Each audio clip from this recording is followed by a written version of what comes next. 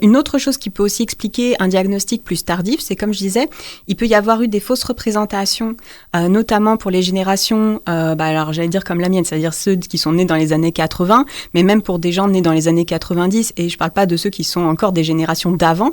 où on peut avoir eu tendance justement à négliger certaines manifestations ou à les attribuer à autre chose. Donc là, pareil, ça peut être une vraie révélation pour les gens lorsqu'ils reçoivent justement ce diagnostic, parce que soudain, ça va éclairer plein de choses, et peut-être qu'ils s'étaient construits avec une fausse représentation d'eux-mêmes, et là, pour le coup, ça va leur révéler justement plein de choses sur eux.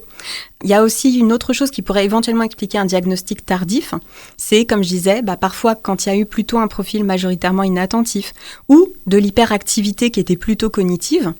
c'est passé complètement sous les radars parce que justement, on n'est pas dans la tête des gens, donc on ne peut pas deviner si la personne elle-même, elle n'a pas forcément conscience qu'elle a ses propres troubles, elle ne peut pas forcément le dire. Et puis après, peut-être qu'aussi, elle est passée inaperçue parce qu'elle a mis en place elle-même des stratégies de compensation, ce qui fait que c'est d'autant plus passé inaperçu. En tout cas, dans les petites classes, jusqu'au secondaire, voire jusqu'à l'université, parfois, les stratégies de compensation étaient suffisantes pour que justement la personne soit pas repérée, quoi.